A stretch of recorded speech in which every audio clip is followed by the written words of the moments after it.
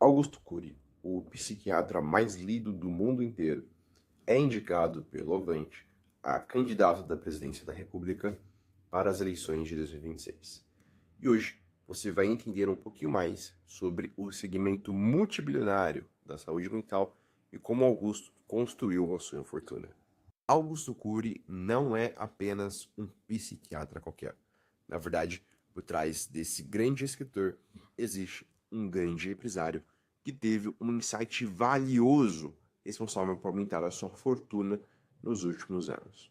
Bem, Augusto desempenhou e desempenha diversas funções ao longo da sua carreira: escritor, palestrante, professor e assim por diante. Para termos uma noção do seu sucesso nas escritas, Augusto foi nomeado pela revista Isto É e pelo jornal Folha de São Paulo como o autor brasileiro mais lido da última década. São mais de 45 milhões de cópias vendidas em 70 países diferentes. Mas será que isso é suficiente para explicar a sua fortuna? Bem, recentemente, Augusto estava na lista dos maiores credores do grupo Victor, que entrou em recuperação judicial. São 31,5 milhões de reais a serem recebidos como credor. Para quem não lembra, vamos refrescar um pouco a nossa memória. O grupo Victor decretou recentemente recuperação judicial após uma tentativa fracassada de compra do Banco Master. Nessa tentativa de compra, eles reuniram de forma rápida diversos investidores, incluindo Augusto Cury. Bem, será que tudo isso faz sentido? Vamos aos próximos capítulos. Bem, se avaliarmos que o principal insight do Augusto foi que no século XXI existe algo muito mais valioso do que a gestão do tempo, isso faz sentido sim. O grande insight do autor foi que a gestão da emoção é o grande game changer das últimas décadas. Veja bem, a escritora Eva Illouz diz que no século XXI nós tivemos uma grande nova mercadoria. Nós não estamos falando de uma matéria-prima, nem de ouro e nem de petróleo, mas nós estamos falando das nossas emoções. Segundo a autora, nós temos todo um ecossistema e uma economia que gira em torno de cursos, aplicativos de smartphones que vendem a felicidade não somente como um momento, que seria o natural. Uma hora você está feliz, uma hora você está triste, outra com raiva e sempre em transição. Mas agora, nos últimos anos, a felicidade é vendida como um estilo de vida que deve ser buscada a todo momento. E bem, isso deu muito certo.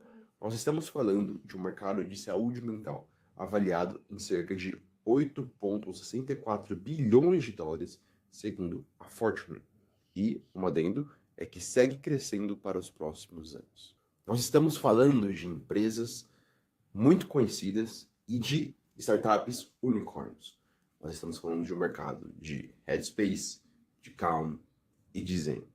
Ou seja, um mercado repleto de marcas conhecidas em busca da sua felicidade, tentando resolver os problemas de saúde mental. Bem, e para nós entendermos esse ecossistema e saber um pouco mais sobre como Augusto construiu a sua fortuna, nós precisamos entender dois pilares muito importantes.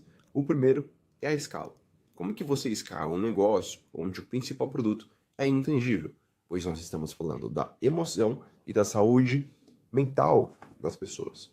E dois, como que você utiliza o marketing nesse ecossistema? Bem, vamos começar pelo primeiro pilar, que é a escala. O escritor Scott Galloway diz algo que você já deve saber. Basicamente, ele diz que o algoritmo tem um papel fundamental na construção das nossas crenças, principalmente o Google e o Facebook. Eles mostram pra gente o que a gente assiste, o que nós lemos e assim por diante, tendo um papel fundamental nas nossas crenças. E Augusto, como um grande empreendedor, ele teve um insight muito valioso. Ele entendeu isso muito rápido, construindo assim a AGE, Academia de Gestão da Emoção, onde ele basicamente fornece diversos infoprodutos para nichos diferentes e para necessidades diferentes. Soma-se a isso o fato de ele ter o Instituto Augusto Cury, também focando essa gestão da emoção para treinamentos corporativos. E para a gente fechar já com chave de ouro, nós vamos para o marketing. Bem, nós temos um escritor, o Tim Wu, onde ele explica que o medo é um funil de vendas perfeito. Se nós olharmos para a história, muito antes da internet, isso já funcionava muito bem para diversas empresas.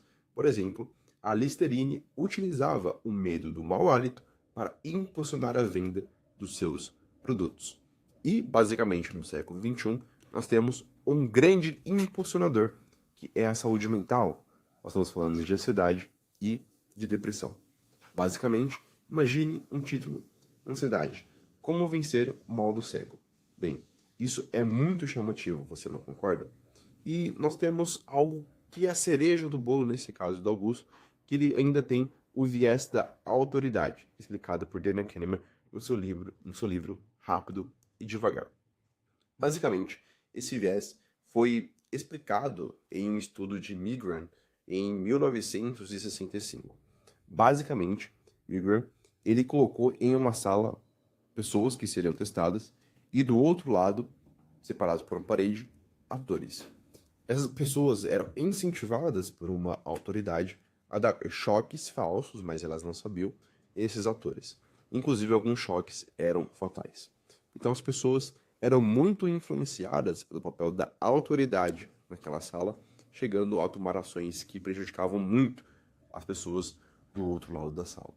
Então, imagine o papel fundamental que títulos conquistados por Augusto não têm na influência dos seus produtos, como, por exemplo, o autor brasileiro mais lido da última década ou o psiquiatra mais lido do mundo inteiro. Sendo assim, a cereja do bolo do ecossistema e do negócio de Augusto Cury no ecossistema da saúde mental como um todo. Bem, espero que vocês tenham gostado desse vídeo, entendido um pouco mais sobre diversos temas. Se você gostou, deixa o like, inscreva-se no canal, comente aqui embaixo. Postamos vídeos novos aqui toda segunda-feira às 18h30. Muito obrigado pela sua presença até aqui e até a próxima.